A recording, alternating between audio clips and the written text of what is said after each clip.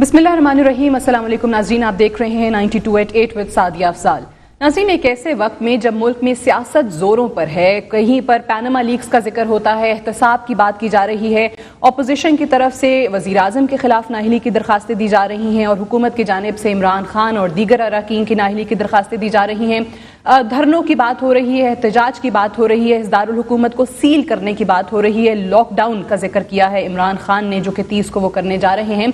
लेकिन बैक वक्त इसी दारुल हुकूमत में एक बहुत ही अहम इदारा, बहुत ही अहम वजारत खारजा है, और एक ऐसे वक्त में जब हमारा पड़ोसी मुल्क जो है भारत एक बार फिर से जारहियत पर उतर आया है और मकबूजा कश्मीर में जो भारतीय मजालिम हैं वो बढ़ते चले जा रहे हैं, और कश्मीर के हवाले से जो हमारा एक असूली मौक़िफ़ हमेशा से रहा है जिसको हम अनफिनिश्ड एजेंडा ऑफ पार्टीशन कहते हैं, उस हवाले से भी कितना उजागर किया है हमने अपना मौक़िफ़ और क्या मज़ीद करने की ज़रूरत है, ये भी एक अहम सवाल उठता है। फिर साथ ही साथ सीपैक को लेकर भी आजकल मुख्तलिफ तहफ़्फ़ुज़ात और मुख्तलिफ आवाज़ें उठने लगी हैं, ऐसा क्यों हो रहा है, और अमरीका के साथ ताल्लुकात पर भी कई सवालिया निशान आ चुके हैं। आज इन तमाम चीज़ों के हवाले से बात करने के लिए हमें ज्वाइन कर रहे हैं special assistant to the prime minister on foreign affairs जनाब तारिक फातमी साहब। अस्सलाम वालेकुम फातमी साहब। जी वालेकुम। बहुत बहुत शुक्रिया सबसे पहले तो टाइम निकालने के लिए।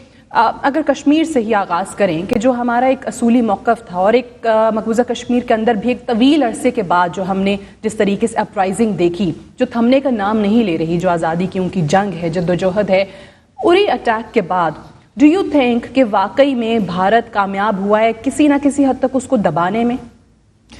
शुक्रिया आपका, बहुत ही इम्पॉर्टेंट इशू से आपने प्रोग्राम शुरू किया है, बहुत ही अप्रोप्रिएट, क्योंकि कश्मीर में जो डेवलपमेंट्स हो रही हैं ये बड़े अनप्रेसिडेंटेड नेचर की है। उसकी वजह यह है कि ख़ुद हिंदुस्तान को इस बात को तस्लीम करना पड़ा कि ये इंडिजिनस है, स्पॉन्टेनियस है और वाइड स्प्रेड है। अब आप देखें कि 3.5 महीने का करीब हो चुका है और हिंदुस्तान ने पूरी अपनी फ़ौज लगाई है, सिक्योरिटी फोर्सेस है, एट्रॉसिटीज़, ब्रुटैलिटीज़ जो है वो अनथिंकेबल है। उसके बावजूद जो है ये मूवमेंट जारी है और इसमें लोगों ने शहादत दी है, और अभी एक बच्चे की भी शहादत हुई है, और कर्फ्यू है शहर में, ह्यूमन राइट्स ऑर्गेनाइजेशंस को बंद कर दिया गया है, यहाँ तक कि सारी इंटरनेट कनेक्शंस बंद है। उसको कोशिश की जा रही है कि पूरे दुनिया से उसे आइसोलेट किया जाए। उसके बावजूद ये तहरीक चल रही है, और कोशिश ये भी है हिंदुस्तान की कि उरी के ड्रामा से ये मैसेज दिया जाए दुनिया को कि ये इंडिजिनस नहीं है, ये बाहर से इसे स्टोक किया जा रहा है, ये बाहर से इंस्टिगेट किया जा रहा है। इस चीज़ को दुनिया नहीं मान रही है। टाइमिंग वाज आल्सो सिग्निफिकेंट जब हमारे पीएम जनरल असेंबली और करीब सारी दुनिया को पता था, खुद फॉरेन मिनिस्ट्री ने भी इंडिकेट किया था, प्राइम मिनिस्टर ने भी अपनी मीटिंग जब मुजफ्फराबाद में की, जब वो कश्मीरी लीडर्स के साथ कंसल्टेशंस के लिए गए थे, तो उन्होंने साफ बताया था कि हम किन इश्यूज को रेस करेंगे। तो ये ड्रामा स्टेज किया गया, और ये एक्सपेक्टेशन ये थी दो चीज़ कि पहली चीज़ के कि कश्मीर की मूवमेंट जो है, अपराइजिंग जो है, सेल्फ डिटर्मिनेशन का जो डिमांड है उससे अटेंशन हटाया जाए और उसको कलर ये दिया जाए कि ये पाकिस्तान इंस्टिगेटेड टेररिज्म की एक और ये एस्पेक्ट है। अल्हम्दुलिल्लाह पहली बात तो यह है कि मूवमेंट अपनी जगह पर चल रही है, और ब्रुटैलिटी जो है हिंदुस्तान की वो जारी है। उसके बावजूद जो है किसी किस्म की कमज़ोरी नहीं नज़र आ रही है, बल्कि हर सिंगल शहादत जो है वो कश्मीर के मूवमेंट को फर्दर स्ट्रेंथन कर रहा है, और उनकी रिजॉल्व डिटर्मिनेशन में ज़्यादा आप पुख्तगी देख रहे हैं। बट द पॉइंट इज, जिस तरह आपने उरी अटैक का कहा, इसी से ज़िमनी सवाल एक जहन में आता है कि वो फिर चीज़ उसको आलमी बिरादरी, आपकी इंटरनेशनल कम्युनिटी आपके मौक़िफ़ को ज़्यादा सुन रही है कि भारत के मौक़िफ़ को ज़्यादा सुन रही है? आपने कहा एक ड्रामा स्टेज किया कि नज़र हटा दी जाए, तवज्जो हटा दी जाए जो भारत के मज़ालिम है मकबूजा कश्मीर में। But on the other hand हम ये देखते हैं कि यूएस, उनकी नेशनल सिक्योरिटी एडवाइज़र सूजन राइस कॉल करती हैं अपने इंडियन काउंटर पार्ट को, और वो उनकी हिमायत करते हैं, उनके मौक़िफ़ की हिमायत करते हैं उरी अटैक के हवाले से, बल्कि आपके प्राइम मिनिस्टर को भी कहा जाता है कि उसको कंडेम करें। जी, आप उसी को मैं एक्सप्लेन कर रहा था, आपने ये पॉइंट सही रेज किया है। देखिए, क्योंकि अनफॉर्चुनेटली इस किस्म के वाक़यात पहले हो चुके हैं, और अनफॉर्चुनेटली दुनिया में ये तासुर है کہ پاکستان میں کچھ آرگنائزیشنز ہیں جنہیں آپ جہادی کہیں، ملیٹنٹ کہیں، ایکسٹریمزم کہیں، وہ اس قسم کی انسیڈنٹس میں انوالو رہے، مگر پرائم منسٹر نے خود سیکرٹری کیری کو بڑا فورسفلی نیو یارک میں یہ سمجھایا کہ اگر ہندوستان، اس وقت یہ 2-2.5 مہینہ ہوا تھا، اگر 2 مہینے سے اس قسم کی جارحیت کر رہی ہے، بروٹیلٹی ہو رہی ہے، ایٹراسٹیز ہو رہی، تو کیا وہاں کے لوگ جو ہے وہ انسان نہیں ہیں؟ کیا ان کے جذبات نہیں ہیں؟ ان کی کوئی فیلنگز نہیں ہے، ایموشنز نہیں ہے؟ کیا یہ ری ایکشن ان کے طرف سے یہ ایک انڈیجنس اپرائزنگ کی ایک اور چیپٹر نہیں ہو سکتا ہے؟ پہلی بات ہے۔ دوسری بات یہ بھی ہم نے پوائنٹ آؤٹ کیا کہ ہندوستان کا بھی ایک ٹریک ریکارڈ ہے، یہ پہلی دفعہ نہیں ہوا ہے، پارلیمنٹ کا اٹیک ہے، سمجھوتا ٹرین کا اٹیک ہے، پریزیڈنٹ بش جب آنے والے تھے دلی میں تو کشمیر میں ایک ٹیررسٹ اٹیک اسٹیج کیا گیا تھا اور مہینوں ہم پر الزام کیا گیا اور دنیا نے ہم پر جو ہے پریشر ڈالا، اور بعد میں 6 مہینے 8 مہینے کا جب یہ انسیڈنٹ ختم ہو گیا تو انہوں نے ایڈمٹ کیا کہ ہاں وہ سمجھوتا کہ میں، آپ کو پتا ہے کرنل پروہت نے خود کنفیس کیا ہے، تو ان چیزوں کی بھی ہم نے اس کے طرف پوائنٹ آؤٹ کیا ہے۔ یہ کئی دن چلا، مگر اب آپ دیکھیں آہستہ آہستہ، ایک تو یہ، اور دوسرا جو سرجیکل سٹرائک کا بھی ڈرامہ جو ہندوستان نے کیا، اس سے نہ تو الحمدللہ ہم نے کسی ریشنس سے یا کسی پینک میں ریئیکٹ کیا، اور دنیا نے بلکہ ہندوستان پر دباؤ ڈالا کہ آلریڈی ایک ٹینشن اتنی ہائٹنڈ ہے، آپ کیا ٹینشن کو بڑھا رہے ہیں، کس طرف آپ جا رہے ہیں، آپ کی نیت کیا، do you want a war, do you want a conflict. اس کے بعد کیا آپ اسٹیٹمنٹس دیکھیں گے کہ یو این کے سیکرٹری جنرل ہیں، امریکنس ہیں، برٹش ہیں، ان سبوں کی جو اسٹیٹمنٹس آئی ہے وہ اس چیز پر زیادہ ایمفیسس دے رہی ہے کہ ہندوستان اور پاکستان دونوں کو ریسٹرین رہنا چاہیے۔ جو سرجیکل سٹرائکس کا جھوٹا دعویٰ تھا بھارت کا، اس کے بعد جو ہمارا موقف تھا کہ ایسا کچھ نہیں ہوا ہے، اس کو آپ سمجھتے ہیں کہ انٹرنیشنل کمیونٹی نے دیگر ممالک سے بہت اپریشیٹ کیا ہے؟ لوگ، ہم ایمبیسڈرز ہمارے پاس آئے، انہوں نے کہا کہ پاکستان کی ریسٹرین اور میچور پالیسی کو ہم پریز کرتے ہیں۔ دیکھیں نا، نارمل ری ایکشن تو دنیا کا یہ ہے کہ انہوں نے کہا کہ ہم نے سرجیکل سٹرائک کیا، دوسرے دن ہم بھی کر دیتے، پھر یہ اسکیلیٹری لیڈر تک کہاں تک جاتے، اور یہ پھر جب یعنی it would have been rations on our part, اور یہ ایک میچور حکومت کی پالیسی کی یہ ایک عکاسی ہے، اور میرا یہ خیال ہے کہ پرائم منسٹر کا فیصلہ بالکل صحیح ہے کہ انڈیا نے اسٹیج مینیج کیا ہے اسی طرح سے تاکہ دنیا کو کہا جائے کہ دیکھیے ہم کتنے پریشان ہیں پاکستان کے۔ سو الحمدللہ جو ڈائیلاگ کا لیول ہے وہ بھی اب بہتر ہو گیا ہے، اور دنیا کے رسپانسز جو ہیں، خاص کے جس طرح سے یو این کے سیکرٹری جنرل نے رول پلے کیا ہے، اور پھر ہیومن رائٹس کاؤنسل کے جو ہائی کمشنر ہے ان کا بھی اسٹیٹمنٹ ہے جس میں انہوں نے کہا کہ ہم بھیجنا چاہتے ہیں دونوں جگہ، مگر ہندوستان ہمیں کیا وجہ ہے کہ جب ہم مختلف ہیومن رائٹس آرگنائزیشنز کی بات کرتے ہیں، کچھ کو تو جانے کی اجازت نہیں ہوتی، جو جاتی ہیں ان کا موقف جو ہے وہ کتنا سنا جاتا ہے، اور یونائٹڈ نیشنز کی خود کی قراردادیں اس پر عمل درآمد نہ ہونے کی وجہ آپ کی نظر میں کیا ہے؟ دیکھیے، یہ ایک بہت ہی کمپلیکیٹڈ ایشو ہے، اور اس کی وجوہات جو ہیں وہ تاریخ میں بھی پائی جاتی ہیں، کچھ نئے حالات میں۔ اس میں تو کوئی شک نہیں ہے کہ ہندوستان جو ہے ایک بڑا اکنامک پاور بن گیا ہے، اور اس کے ٹریڈ اور اس کی ایسیٹس اور اس کی انویسٹمنٹ کیپیسٹی بہت بڑھ گئی ہے۔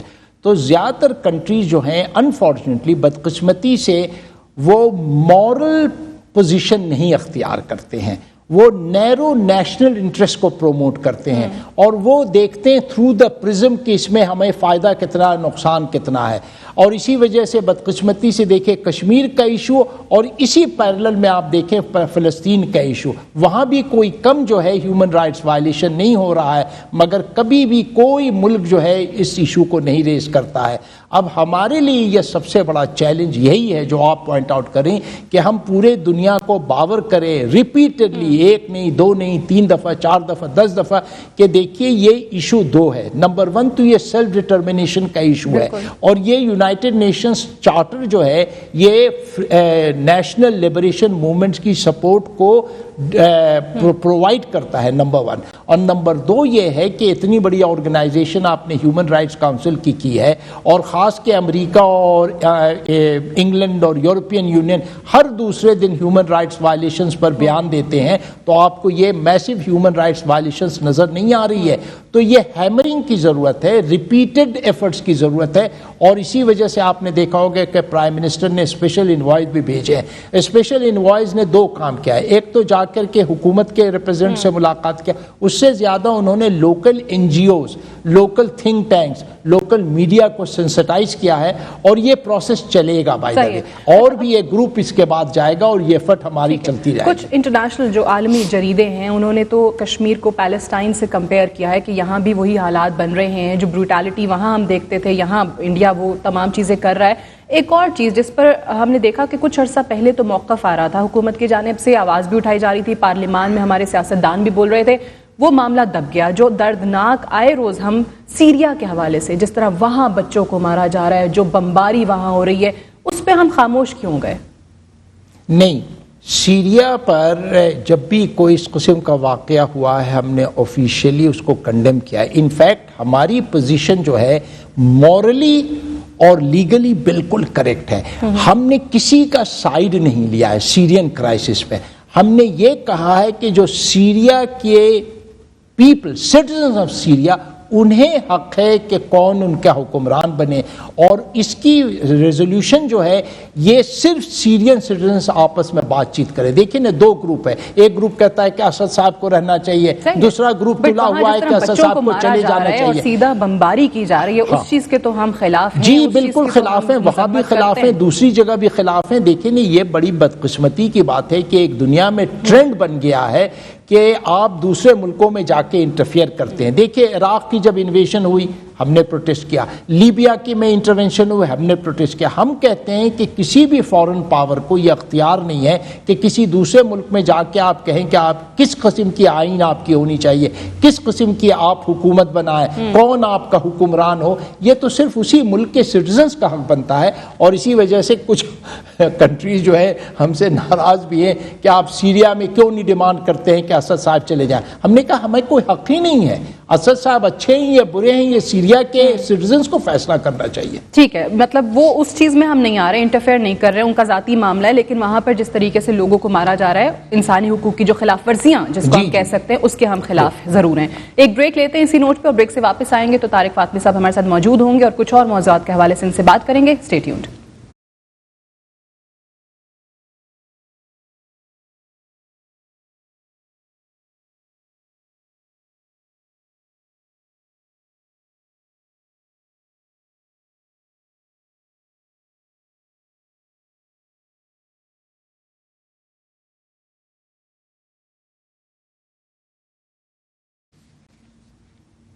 جی ویلکم بیک. پروگرام میں ایک بار پھر سے خوش آمدید. Special assistant to the prime minister on foreign affairs Tariq Fatemi صاحب ہمارے ساتھ موجود ہیں آج پروگرام میں. طارق فاطمی صاحب، جس طریقے سے اعتزاز احسن صاحب نے پارلیمان میں کھڑے ہو کے سارک کانفرنس میں بھارت کا نہ آنا اور پھر اس کو مؤخر کرنا، ملتوی کرنا یا کینسل کرنا، وہ ہماری سفارتی ناکامی قرار دیا ہے. Do you agree with that? Aitzaz صاحب ہمارے بڑے سینئر کولیگ ہیں اور ویٹرن پولیٹیشین بھی ہے، مگر اس ایشو میں انہوں نے کچھ زیادہ پولیٹیکل پوزیشن اڈاپٹ کی ہے. دیکھیے سارک کی تیاری پوری تھی، اور سارک کا سسٹم یہ ہے کہ سارے کنٹریز کے اپروول سے یہ کیا گیا تھا. اگر کشمیر کا ایشو ہے، یہ یوری کا ایشو ہے، تو یہ اور ضروری تھا کہ سبمٹ ہونا چاہیے تھا. ہندوستان کو بھی موقع ملتا اپنی پوزیشن ایکسپلین کرنے کا، ہمیں بھی موقع ملتا، اور یہ واحد ریجنل آرگنائزیشن ہے اس خطے میں، اور انفارچونیٹلی یہ بہت سکسیسفل بھی نہیں رہا ہے. یورپ میں بہت سکسیسفل رہا ہے، آسیان بڑا سکسیسفل ہے، افریقہ میں یہاں نہیں ہے. اور ایک اور چیز جو اعتزاز صاحب بھول رہے ہیں، یہ بھولنا انہوں نے پسند کیا کہ یہ پہلی دفعہ نہیں ہوا. انفیکٹ ہندوستان کا ایک ٹریک ریکارڈ ہے، بڑی بدقسمتی کی بات ہے، مگر جس ملک سے ذرا بھی وہ ناراض ہوتے ہیں تو سب سے پہلے ان کا نزلہ سارک سبمٹ پر پڑتا ہے. شری لنکا جیسے چھوٹے ملک کے سارک سبمٹ کو انہوں نے سبوٹاج کیا، نہیں آئے. ایک دفعہ انہوں نے نیپال کے سارک سبمٹ کو سبوٹاج کیا، واحد ہندو ملک ہے، اس سے ناراض ہو کے، یہاں تک کہ مالدیوز جیسے ملک، ایک چھوٹا سا جزیرہ ہے، بڑی اس نے تیاری کی، بڑا پیسہ خرچ کیا، ان کے بھی سارک سمٹ کو.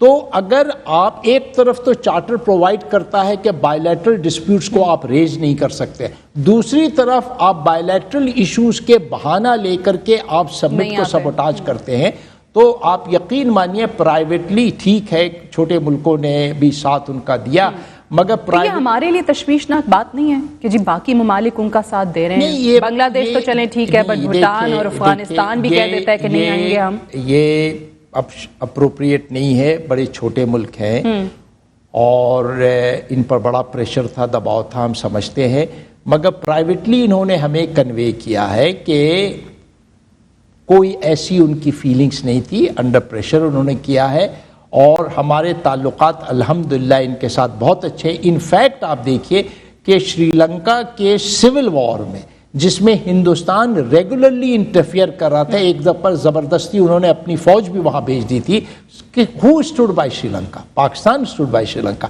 جب ہیومن رائٹس کاؤنسل میں ان کو ڈاک میں لایا جاتا تھا، we used to defend Sri Lanka.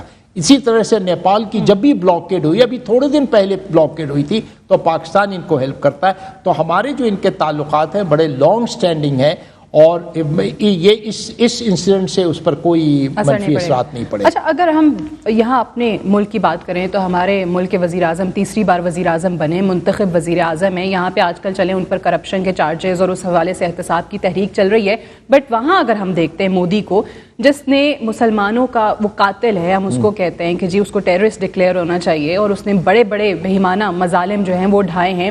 اب وہاں ان کی سفارتکاری ایک طرف، وہ ممالک جہاں مثال کے طور پر سعودی عربیہ کی بات کرتے ہیں، تو سعودی عربیہ میں ہمارے تو حکمران رہ کر آئے ہیں، بڑی دوستیاں ہیں وہاں پر، لیکن جب مودی وہاں جاتا ہے تو جو ہائیسٹ سویلین آنر ہے وہ مودی کو دے دیا جاتا ہے، دی کنگ عبداللہ سیش. یو اے کی بات کر لیں تو وہاں پہ مودی جاتے ہیں تو $75 بلین کی انویسٹمنٹ، اور پھر وہاں سے ان کو حمایت ملتی ہے کہ یونائٹڈ نیشن کی سیکورٹی کاؤنسل میں آپ کا مستقل ممبر بننے کی ہم حمایت کریں گے. 34 سال کے بعد کسی انڈین پرائم منسٹر کا وہ گلف نیشن کا وزٹ آتا ہے. امریکہ میں مودی جاتا ہے جس کے ہم اس ملک کے اتحادی رہے ہیں بڑا عرصہ، وہاں پہ 20,000 لوگ جو ہیں وہ اس کی سپورٹ میں اس کی اسپیچ سننے جو ہیں میڈیسن اسکوائر گارڈنز پہنچ جاتے ہیں، وہ ڈیفائننگ پارٹنر قرار دیتا ہے. یہ تمام چیزیں یعنی وہ اس کی سفارتی کامیابیاں تو ہیں، شاید ہم ان میں پیچھے رہ گئے کہیں. آپ نے پہلے جو شروع میں سوال کیا تھا اس کا خود ہی آپ جواب دے رہی ہیں. فارن پالیسی انیشیٹوز دو چیز پر ہوتی ہے. پہلی بات تو کہ ملک کے اندر آپ کی پرفارمنس کیسی ہے، آپ کی ایکسپورٹس کتنی ہیں، آپ کا فارن ٹریڈ کتنا ہے، آپ کی اکانومی کتنی اسٹرانگ ہے، آپ کے جو ڈائسپورا ہے باہر وہ ورکرز ہیں یا انویسٹرز ہیں. ان سارے فیکٹرز میں تو آپ کو ایکنالج کرنا پڑے گا کہ ہندوستان بہت آگے ہے، اس کی اکانومی برسوں سے ایک اپورڈ ٹریجیکٹری پر چل رہی ہے. 1 بلین پلس کی پاپولیشن ہے، یہ ایک فیکٹر. دوسرا فیکٹر جو امریکہ کے سامنے یہ ہے کہ کچھ گلوبل چینجز جو ہو رہے ہیں دنیا میں، جو ری الائنمنٹس پیدا ہو رہی ہیں، جس میں امریکہ کی خواہش ہے کہ کسی ایک خاص ملک کو روکا جائے آگے بڑھنے سے، اور اس کے لیے کسی اور ملک کی ان کو ضرورت پڑی ہے. وہ اتنے سارے فیکٹرز آتے ہیں. پاکستان کے prime minister 3rd time prime minister ہوئے، فیکٹ ہے، اور ان کی اسٹیٹسمنشپ اور ویژن کو دنیا نے ایکنالج کیا. اگر آپ اکتوبر 2015 کا پاکستان امریکہ کا جوائنٹ اسٹیٹمنٹ پڑھیں تو باراک اوباما صاحب کے طرف سے اس بات کی ایکنالجمنٹ ہے کہ ہماری جو پیسفل نیبرہڈ کی پالیسی ہے، جو ہم افغانستان میں پیس ٹاکس کر رہے ہیں، اس کی سب کی مینشن ہے لاڈیٹری ٹرمز میں. کشمیر کا بھی ریفرنس ہے. مگر یہ ممالک جو ہیں یہ اپنے نیشنل انٹرسٹ کو بھی تو دیکھتے ہیں. وہ دیکھتے ہیں کہ ہندوستان کی مارکیٹ کتنی بڑی ہے. اب ہندوستان کے اندر صرف انویسٹمنٹ اپارچونیٹیز نہیں، ہندوستانی نیشنلز ان کے ملکوں میں جا کر کے سب سے بڑا یورپ کا اسٹیل مل جو ہے سب سے بڑا دنیا، وہ انڈین اون کر رہا ہے، بینکس اون کر رہے ہیں، کمپنیز اون کر رہے ہیں. $100 بلین नेक्स्ट 10 ईयर्स के अंदर हिंदुस्तान ने अपना डिफेंस परचेजेस के लिए रखा, वो $100 बिलियन भी तो इनको नजर आ रहा है। we can't do that. We can't do that. हमारी इकोनॉमी इंशाल्लाह बेहतर हो, हमारे अंदर गवर्नेंस बेहतर होगा, हमारे अंदर स्टेबिलिटी आएगी, तो आप इंशाल्लाह देखेंगे और स्टेबिलिटी आएगी, क्योंकि आप इस तरफ से अगर नेगेटिव चीज़ों को आप देख रही हैं तो हम आपको बता रहे हैं कि चाइना के साथ जो हमारे हिस्टोरिक ताल्लुकात थे उनको हमने उसको एक और स्टेज ऊपर लाया है कि नहीं लाया। ये $46 बिलियन चाइना पे भी आते हैं, लेकिन क्योंकि अमेरिका की भी बात हुई है, तो अगर वहां पे वो इंसान, वो शख्स जिसको यूएस जो है वो वीजा तक डिनाई कर चुका था, नहीं दे रहा था, और उसको अब वो वेलकम दे, क्या पॉइंट प्रूव कर रहा है? और हमारा जो इतने अरसे हम जिसके इत्तेहादी रहे उस मुल्क कर रहा है कि मास मर्डरर उसको भी ये इम्ब्रेस करने को तैयार हैं अगर उससे उन्हें प्रॉफिट मिलता है, अगर इकोनॉमी स्ट्रांग होती है, अगर उनके वेपन सिस्टम बेचे जाते हैं। इसीलिए मैंने कहा ने कि सदाम हुसैन साहब जो थे वो भी अमेरिका के फेवरेट थे, और उन्होंने जब पॉइजन गैस भी इस्तेमाल किया तो डिफेंस सेक्रेटरी रम्सफेल्ड गए थे वहां, जब उनकी जरूरत खत्म हो गई तो मुल्क इन्वेड हो गया। तो मोरालिटी जो है, morality is not the basis for them formulating there policies. ठीक है, अच्छा अब आ जाते हैं थोड़ा ऑपोजिशन की क्रिटिसिज्म पे भी, क्योंकि यूनाइटेड नेशन जनरल असेंबली में पीएम की स्पीच को कश्मीर के हवाले से जो कश्मीर का मौक़िफ़ उजागर किया उस हद तक तो ज़रूर अप्रिशिएट किया जा रहा है, बट साथ ही साथ वही सवाल जो पार्लियामान में भी उठाया गया जब जॉइंट रेजोल्यूशन आया कि जी कुलभूषण का नाम क्यों नहीं लिया, बलोचिस्तान गिलगित बल्तिस्तान का मोदी जिक्र करता है, आपने उसका जिक्र क्यों नहीं किया। और एतजाज़ एहसन साहब ने ये बात भी की है कि अगर वहां पे पाकिस्तानी कोई क्लर्क भी पकड़ा जाता तो मोदी उसको लाल किला में लोगों के सामने खड़ा करके बताता कि देखो पाकिस्तान ने ये किया है, और आपने उनका एक सर्विंग नेवल ऑफिसर पकड़ा and you are not doing anything about it. देखिए ये तो एक जजमेंट की बात है ना, आपके पास कोई इशू आता है उसको आप सोचते हैं, जज करते हैं।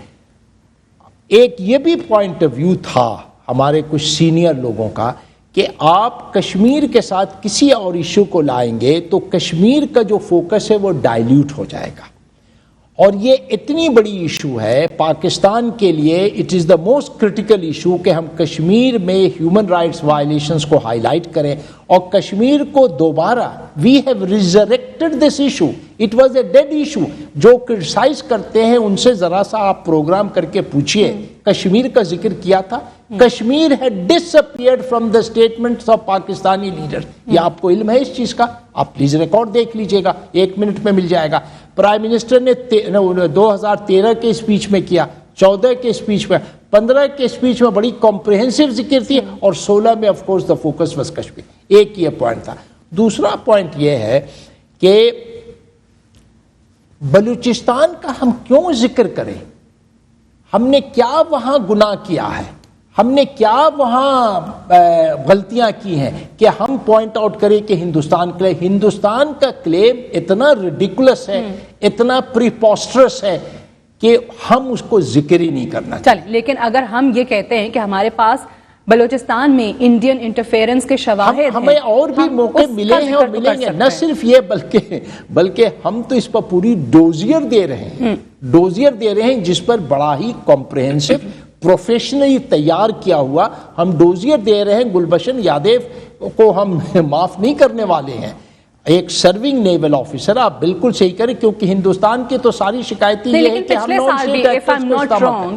आई रिकॉल राइट, पिछले साल भी डोजियर्स वजीर आजम साहब जब गए थे बलूचिस्तान में इंटरफेरेंस के हवाले से तो दिए गए थे, दिया था नहीं, उस पर क्या किया? नहीं, क्या हुआ उसके नहीं, उस पर यह हुआ कि इन कंट्रीज को हमने सेंसिटाइज किया ने, अब वो बात नहीं करते हैं, अब वो शर्माते हैं, मुंह छिपाते हैं। देखिए डिप्लोमेसी में ओवरनाइट रिजल्ट्स आपको नहीं नजर आता है, ये बड़ी लॉन्ग एफर्ट होती है, क्योंकि हिंदुस्तान जो है वो गुड बुक्स में बड़े पावर्स उसको अपने एडवांटेजेस के लिए इस्तेमाल करना चाह रहे हैं। इस खित्ते में एक राइवलरी पैदा हो रही है दो मुल्कों के बीच में, उसमें हिंदुस्तान की जरूरत पड़ रही है, तो इसलिए वो बहुत सारी चीज पब्लिकली नहीं कहते हैं, प्राइवेटली कह रहे हैं। तो इन दोनों ममालिक के चपकलिश में सबसे पहली चीज और बुनियादी चीज कि हमें अपनी मईशत, अपनी इकोनॉमी की तरफ तवज्जो देनी पड़ेगी, बराबरी की सतह पे आना पड़ेगा। एक ब्रेक ले लेते हैं इसी नोट पे, और ब्रेक से वापस आते हैं तो इसी डिस्कशन को यहीं से कंटिन्यू रखेंगे। हमारे साथ रहिए।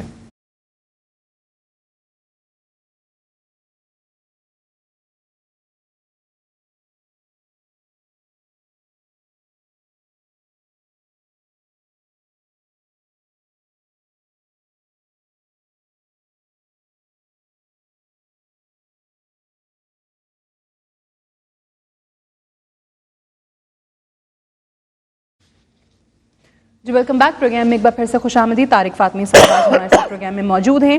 اچھا سی پیک کے حوالے سے بات کرتے ہیں. یہ جو خبریں ہیں اور جس پر پھر چائنیز ایمبیسی کو بھی بات کرنا پڑی, بتانا پڑا کہ کیا کیا پروجیکٹس وہ کر رہے ہیں, اس وقت یہ کانسپریسیز اگر واقعی میں ہو رہی ہیں جس کا بارہا دعویٰ آپ لوگ کرتے ہیں کہ جی اس پہ نہ کوئی سازش کی جائے, نہ کوئی کانسپریسی کریٹ کی جائے, کس کی جانب سے ہو رہی ہے؟ پہلی بات تو یہ ہے کہ اس اسکیل کی اسسٹنس اور انویسٹمنٹ پیکیج آج تک پاکستان میں نہیں آیا تھا اور شاید بہت کم ملکوں میں گیا ہے. پہلی بات. دوسری بات, یہ وہ پروجیکٹس ہیں اس پروگرام میں جس کی ارجنٹ ریکوائرمنٹ تھی پاکستان میں. یعنی پرائمریلی بگیسٹ چنک جو ہے اس میں پاور سیکٹر کا ہے.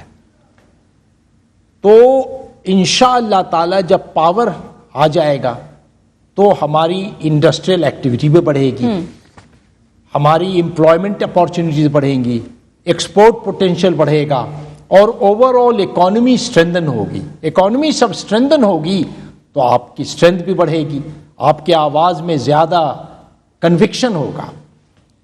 تو پاکستان کے دوست بھی بہت ہیں مگر بدقسمتی سے دشمن بھی ہیں. وہ نہیں چاہتے ہیں کہ پاکستان 200 ملین کا ملک ہے, اٹامک پاور بھی ہے, اکانومی بھی اس کی اسٹرانگ ہو جاتی ہے, اس کی ایکسپورٹ پوٹینشیل بھی بڑھ جاتی ہے. تو پہلے دن سے اس کے بارے میں لوگوں نے ہر قسم کے فالس نیوز آئٹمز دینا شروع کر دیا.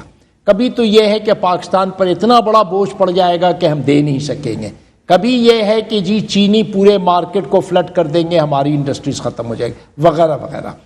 دیکھیے یہ پروپوزل جو ہے پرائم منسٹر صاحب جب پہلی دفعہ تشریف لے گئے چائنا, کئی ہفتوں یعنی ازمپشن آف آفس کے 3-4 ہفتے کے بعد, تو چائنیز پرائم منسٹر نے کہا کہ دیکھیے یہ پروگرام ہم بڑے دنوں سے اس پر سوچ رہے تھے, اب آپ پاور میں آئے ہیں, آپ کا ٹریک ریکارڈ ہے, آپ انڈسٹریل گروتھ پر بلیو کرتے ہیں وغیرہ وغیرہ, تو ہم اس کو کرتے ہیں. یہ ایک تھاٹ جو تھا, ایک thought within a few week, یہ تھاٹ تھا جولائی 2013 میں, ایک سال کے اندر یہ جو پیس آف پیپر تھا, ایک کانسیپٹ تھا, it was translated into a solid agreements worth $46 billion. اور یہ جولائی اگست میں پریزیڈنٹ شی جن پنگ 2014 میں آنے والے تھے. انفیکٹ سپٹمبر میں ڈیٹس بھی فکس ہو گئی تھی, پھر انفارچونیٹلی پاکستان کے اندر جو پولیٹیکل ڈیولپمنٹس اس سے پوسٹ ہو گیا, اب وہ فائنلی اپریل 2015 میں آئے. میں آپ کو بتانا چاہتا ہوں کہ چائنیز ایکسپرٹس کا خود کہنا ہے کہ پاکستان نے جس تیزی سے ان پروجیکٹس پر کام کیا ہے, وہ کہتے ہیں کہ ہم تو سمجھتے تھے کہ ہم بڑا تیز چلتے ہیں, ہم پاکستان ہم سے بھی آگے ہے. اس میں 35 آف دا 46 بلین ڈالرز جو ہے وہ انرجی ریلیٹڈ ہے, اور وہ ایک پیسہ بھی ملک کے ٹریجری پر اس کا برڈن نہیں پڑے گا, کیونکہ یہ پرائیویٹ سیکٹر فرمز کی آپس میں یہ ایگریمنٹس ہو رہی ہے. اچھا, اب یہ سی پے کے حوالے سے جو ابھی پھر چائنیز ایمبیسی کی طرف سے بریک اپ بھی دیا گیا, اور خاص کر بتایا گیا کہ بلوچستان میں 16 ہیں, کے پی کے میں 8, سندھ میں 13, پنجاب میں 12 پروجیکٹس جو ہیں شروع کر رہے ہیں. پھر اب آفتاب شیر پاؤ صاحب کہتے ہیں کہ جی پختونوں کو پوچھا نہیں جا رہا ہے, اس کے اندر مغربی روٹ جو ہے وہ تبدیل کیا جا رہا ہے, اس پہ تحفظات ہیں. تو یہ کیا ہے؟ بات نہیں ہے, یہی تو میں کہہ رہا ہوں کہ انفارچونیٹلی جو ہمارے کرٹکس ہیں, یہ ہمارے جو نہیں چاہتے ہیں کہ وہ کبھی کہتے ہیں کہ ویسٹرن روٹ ابینڈن ہو گیا, کبھی کہتے ہیں چینج ہو گیا, کبھی کہتے ہیں, یہاں تک کہ کچھ لوگ یہ بھی کہتے ہیں کہ لاہور کی جو اورنج میٹرو لائن ہے وہ بھی سپیک کا حصہ, وہ سپیک کا نہیں حصہ. میں آپ کو کنفرم, کیونکہ میں ہر میٹنگ میں موجود تھا, یہ شہباز شریف صاحب نے خود پنجاب گورنمنٹ کے طرف سے چائنیز کے ساتھ نیگوشیٹ کیا, اور الحمدللہ بہت اچھا نیگوشیٹ کر کے $1.5 بلین بھی بچایا. تو یہ پنجاب کے حوالے سے کیوں ہے؟ کیونکہ اب میں کچھ پولیٹیشنز ہیں, انہی کے حوالے سے سٹوریز ہیں, انہی کو کوٹ کرتی چلوں کہ جی سی پیک ہے, آپ اس میں چائنا پاکستان اکنامک کوریڈور اس کو نہ کہیں, آپ اس کو چائنا پنجاب اکنامک کوریڈور نہیں, یہ بہت زیادتی ہوگی نہ صرف پاکستان کے ساتھ, چین کے ساتھ. یعنی آپ کنوے کر رہے ہیں کہ آپ چائنیز جو اسٹیٹمنٹس ہیں, یہ چائنیز کمٹمنٹس پر آپ کو شک ہے, یہ بڑی غلط بات ہے. یہ اسٹیٹمنٹ آ جانے کے بعد اب کسی شبے کی گنجائش ہونی نہیں چاہیے. میں آپ سے کہہ رہا ہوں کہ سارے ڈاکومنٹس کی ڈرافٹنگ میں, نیگوشیشنز میں احسن اقبال صاحب کے ساتھ اور ٹیم کے ساتھ میں موجود تھا, میں ممبر تھا, میں نے سنائی نہیں, آپ کو نہیں کہہ رہا ہوں, میں تو پارٹیسپینٹ رہا ہوں. پھر high level meetings prime minister کی پریزیڈنٹ شی سے ہوتی ہے, یا پریمیئر یہ اپنے پرائم منسٹر کے ساتھ ہوتی ہے, اس میں موجود رہتا. تو سوال یہ ہے کہ جب پریزیڈنٹ شی اور پرائم منسٹر لی کھیچیانگ دونوں کے میٹنگز میں ایسی کوئی بات نہیں نکلی, ٹیکنیکل لیول پر نہیں نکلی, فائنینشیل لیول پر نہیں نکلی, تو اس قسم کے ریومر بیسڈ کرٹیسزم جو ہے یہ جسٹیفائڈ نہیں ہے, اور یہ چین کے لیے بھی غلط میسج بھیجتی ہے کہ ایک طرف تو وہ انویسٹمنٹ کر رہے ہیں, دوسرے طرف ہم ان کے کبھی نیت پر شک کرتے ہیں, کبھی ان کے میتھڈولوجی پر شک کرتے ہیں.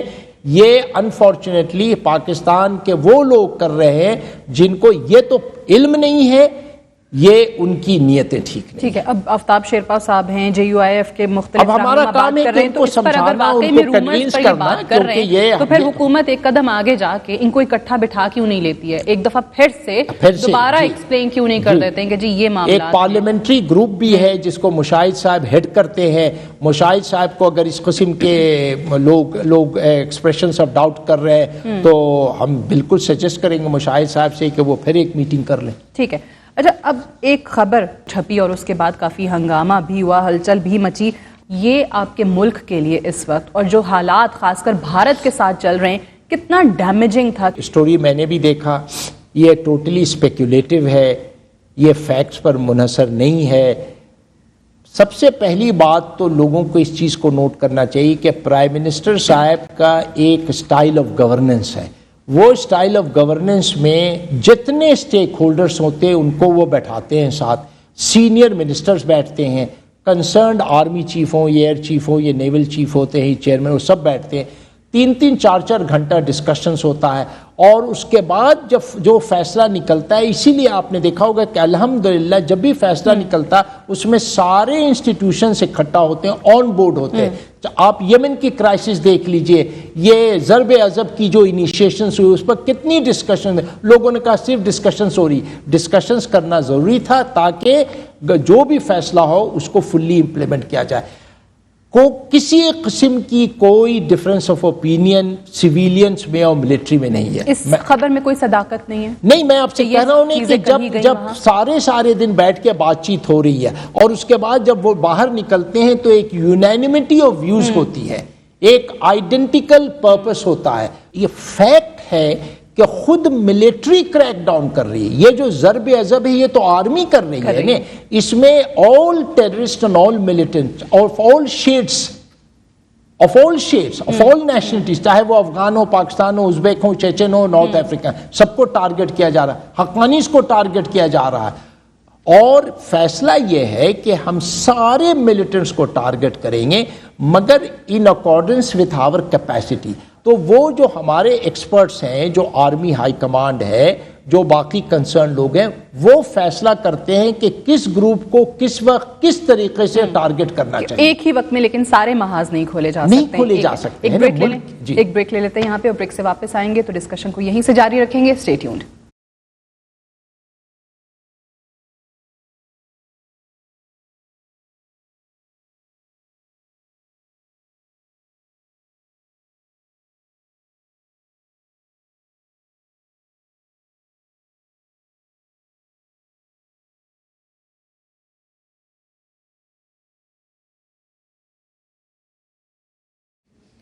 جی ویلکم بیک. پروگرام میں ایک بار پھر سے خوش آمدید. طارق فاطمی صاحب ہمارے ساتھ موجود ہیں.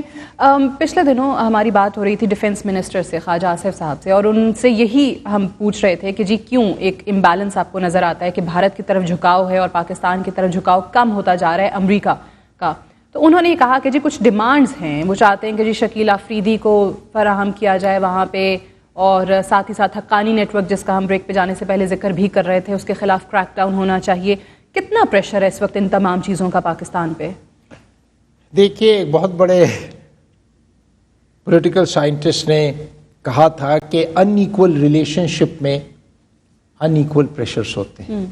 ہندوستان امریکہ ایک سپر پاور ہے, بڑا ملک ہے, آبویسلی وہ اس قسم کی ڈپلومیٹک میسیجنگ کرتا ہے. ہم امریکن سے یہ کہتے ہیں کہ آپ چاہتے ہیں کہ آپ کے پرائرٹی کے بیسس پر ہم ملیٹنٹس کے خلاف ایکشن لیں. یہ ممکن نہیں ہے، کیونکہ اگر یہ اتنا آسان ہوتا تو آپ نے 10 سال افغانستان میں لاکھوں فوجیوں کو بھیجا، $1 ٹریلین خرچ کیا، اور افغانستان وہیں کا وہیں ہے. ہم جو ہے بہت سوچ سمجھ کے کر رہے ہیں، اپنے کیپیسٹی کے بیسس پر کریں. تو میتھڈولوجی اور اس کی اسٹریٹجی جو ہے آپ ہم پر چھوڑ دیجئے. اتنا آپ یقین رکھیے کہ کسی بھی ملیٹنٹ کو پاکستان میں جگہ نہیں دیا جائے گا. پہلی بات ہے. شکیل آفریدی کا کیس جو ہے وہ ہم بات چیت کرنے کو تیار ہیں، مگر وہ پاکستانی سٹیزن ہے.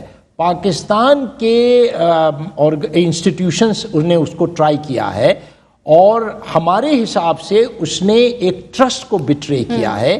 ایک نان پاکستانی آرگنائزیشن سے اس چیز کو شیئر کیا جو اس نے پروفیشنل کام میں کیا تھا. امریکہ میں اسے ہیرو ڈکلیئر کر دیا گیا ہے. تو یہ تو غلط بات ہے نا. امریکہ کو سمجھنا چاہیے کہ کوئی تھرڈ کنٹری کا امریکہ میں بیٹھ کے امریکہ کے بارے میں میسیجنگ کرے گا، اس کو کس طرح سے ٹریٹ کیا جائے گا. تو یہ بات چیت کی بات ہے. مگر سب سے بڑی وجہ یہ نہیں ہے. سب سے بڑی وجہ یہ ہے کہ جیسا کہ میں نے شروع میں آپ کو ذکر کیا کہ اس خطے میں سیاست بدل رہی ہے.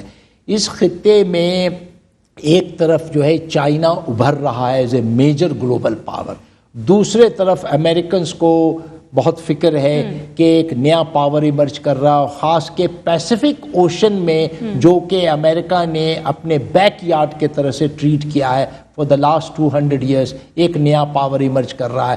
تو ایک گروپ ہے امریکہ کے اندر جو کہتا ہے کہ ہم بجائے اس چیز کا انتظار کریں کہ 20 سال 30 سال کے بعد چین ایک تھریٹ ہو جائے، ہم ابھی سے کنٹین کریں. اور اس کنٹینمنٹ کے پالیسی میں یہ امریکن پیپرز کھل کے لکھتے ہیں، کوئی نئی بات میں آپ کو نہیں بتا رہا ہوں. اس میں ہمیں چاہیے کہ ہمیں الائز چاہیے. تو اس الائز کے کھوج میں اس کے بھارت کی طرف جھکاؤ ہے، اور اس وجہ سے جو ہے زیادہ سے زیادہ آپ دیکھ رہے ہیں ہماری فورن پالیسی جو ہے وہ ایک پرنسپل پالیسی. ہم امریکہ کے ساتھ اچھا تعلقات چاہتے ہیں، مگر اس تعلقات میں ہم کوئی نیشنل انٹرسٹ کو کمپرومائز کرنے کے لیے تیار نہیں ہے.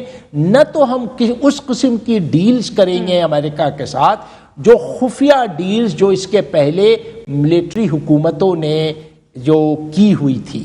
اچھا، ڈیموکریٹیکلی الیکٹڈ حکومت ہے جو آنسریبل ٹو دا پارلیمنٹ ہے.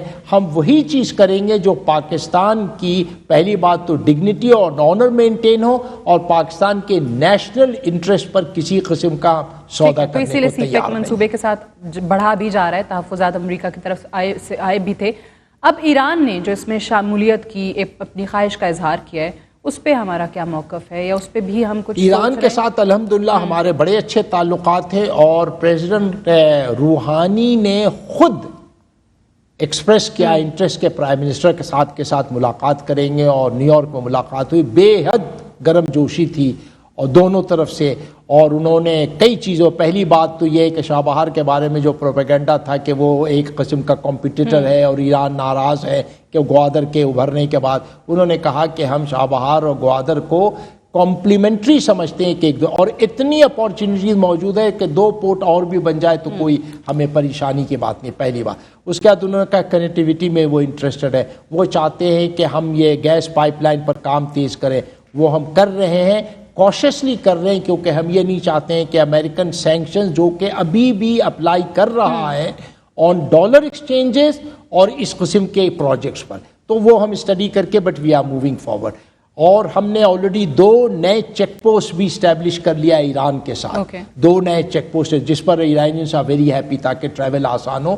ایران ہمارا بڑا کلوز فرینڈ ہے اور ایک نیبر ہے، ہم اس کے ساتھ تعلقات اور کوآپریشن بڑھائیں گے. ٹھیک ہے.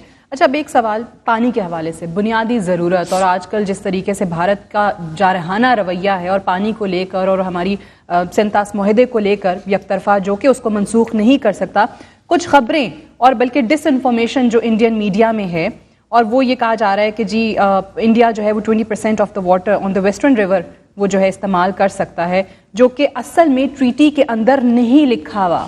تو یہ تمام چیزیں، اس پہ ہم کیا کر رہے ہیں؟ ہم اپنا موقف کیسے اجاگر کر رہے ہیں؟ نہیں، اس کو پہلی بات تو یہ ہے کہ ہمارے ہاں ایک خاص گروپ ہے جو اس کو بڑا کلوزلی مانیٹر کر رہا ہے، انڈس واٹر ٹریٹی کو بہت کیئرفلی پھر سے پڑھا جا رہا ہے, اس کی لیگل ایسپیکٹس کو ایگزامن کیا جا رہا ہے, اور ہر وہ میجر لیا جا رہا ہے تاکہ پاکستان کے انٹرسٹ کو کسی طرح سے اس سے نقصان نہ پہنچے.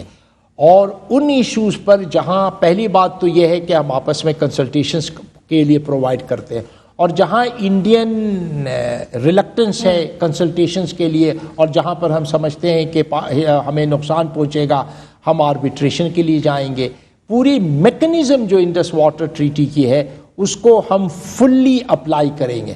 اور جیسا کہ آپ نے خود ہی شروع میں کہا, اس میں کسی قسم کی ریووکیشن یا انلمنٹ جو ہے وہ ٹریٹی میں موجود نہیں ہے.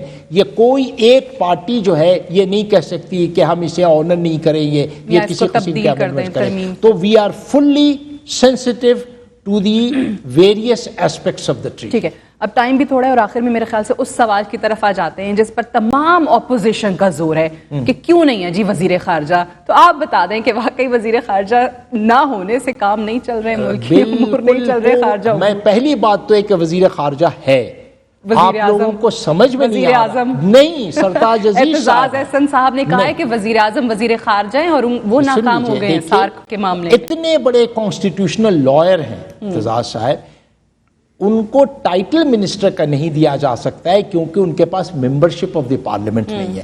But he is the minister, he is the foreign minister to all. ابھی برسلز گئے کانفرنس کے لیے, یہ دنیا میں جہاں بھی جاتے ہیں تو انہیں کیا ٹریٹ کیا جاتا ہے؟ فارن منسٹر لکھا جاتا ہے نا, ان کا بورڈ بھی لکھا جاتا ہے فارن منسٹر. میں جب جاتا ہوں باہر منسٹر آف اسٹیٹ لکھا جاتا ہے, پہلی بات. دوسری بات یہ ہے کہ اتنے ایکسپیرینسڈ ہیں, اتنے دنیا دیکھی ہوئی انہوں نے, اتنے دن پہلے بھی فارن منسٹر رہ چکے ہیں, اور prime minister in any case chief executive ہے. اور فارن پالیسی اتنی کمپلیکیٹڈ ایشو, کس ملک نہیں, وہ تو پرائم منسٹر کا فیصلہ ہے, مگر ہمیں کوئی پریکٹیکل, میں نیوکلیئر سیکیورٹی سمٹ میں پرائم منسٹر کی جگہ پر انہوں نے مجھے بھیجا تو پریزیڈنٹ اوباما نے مجھے ریسیو کیا, پرائم منسٹر کیمرون نے مجھے ریسیو کیا, ٹرکش پریزیڈنٹ نے ریسیو کیا. کسی نے یہ نہیں کہا, ہمارے جو بڑے بڑے سیاستدان نہیں, کسی نے نہیں کہا وزیر اعظم وزیر خارجہ نہیں ہے. میں بیلاروس میں گیا, جب میں گیا تھا میں نے تو فارن منسٹر سے میٹنگ مانگی تو پریزیڈنٹ نے مجھے ریسیو کیا.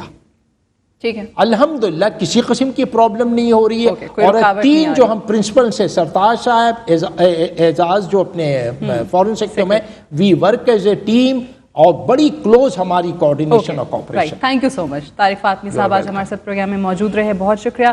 That's all for tonight. I'll see you tomorrow. انشاءاللہ اجازت دیجیے, خدا حافظ.